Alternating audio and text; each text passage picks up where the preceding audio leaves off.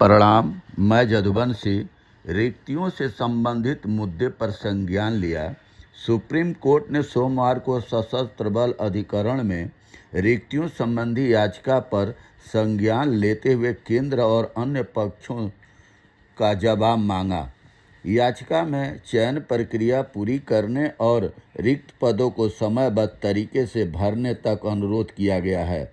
मुख्य न्यायाधीश सूर्यकांत और न्यायमूर्ति जॉय माल्या बागची की पीठ ने अटॉर्नी जनरल आर वेंकटरमणि से इस मामले में सहायता करने को कहा।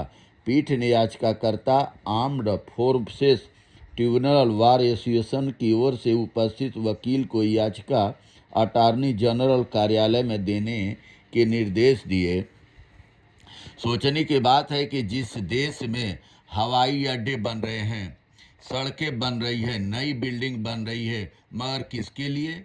उद्योगपतियों और ठेकेदारों के लिए। क्योंकि जो भर्ती 3 क्लास 4 क्लास की भर्ती हो रही है ठेकेदारों के द्वारा या संविदा पर 15,000 या 20,000 रुपये, जिससे बड़े अफसर और ठेकेदार मिलकर समाज का शोषण कर रहे हैं, जिसमें अमीर अमीर हो रहा है, गरीब गरीब हो रहा है, किसान, मजदूर, पिछड़ा, दलित, आदिवासी वर्ग के बच्चे आते हैं, जिसका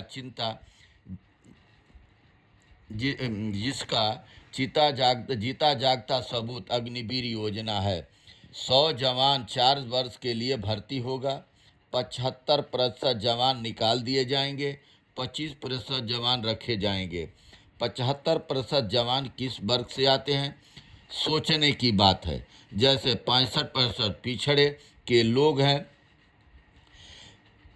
केवल 10% देश में सभी सरकारी और प्राइवेट संस्थाओं में सिर्फ 10% जात के लोगों का कब्जा है। राजाओं का राज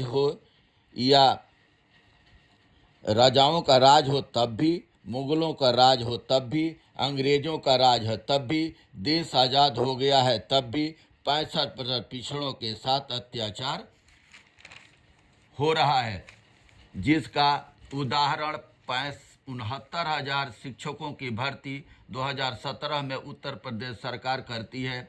20,000 दलितों पिछड़ों का हक छीनकर योगी आदित्यनाथ अपने वर्ग विशेष की भर्ती कर देते हैं। इलाहाबाद हाई कोर्ट ने न्याय करता है, आदेश देता है, तभी भी योगी आदित्यनाथ न्याय देने की बजाय सुप्रीम कोर्ट चले जाते हैं। सुप्रीम कोर्ट मई 2026 आ गया है, उस केस पर कुंडली मारकर बैठ गया है।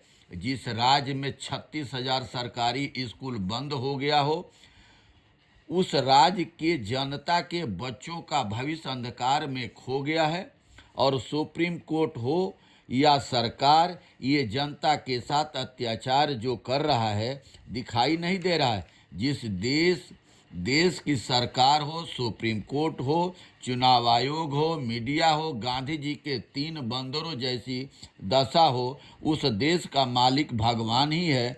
यहाँ वो दशा है कि पानी, समुद्र, चिड़िया उड़ती जा रही है और समुद्र में खूब पानी भर मगर एक चोंच पानी नहीं पी सकता है। वही दशा पिछड़े, दलित, आदिवासी वर्ग के बच्चों के साथ हो रहा है। इतनी केंद्र सरकार में हो चाहे राज्य सरकार में, इतने पद खाली हैं मगर कोई भर्ती नहीं हो रही है किसी भी संस्था में। और अब इसमें भी भेदभाव हो रहा है।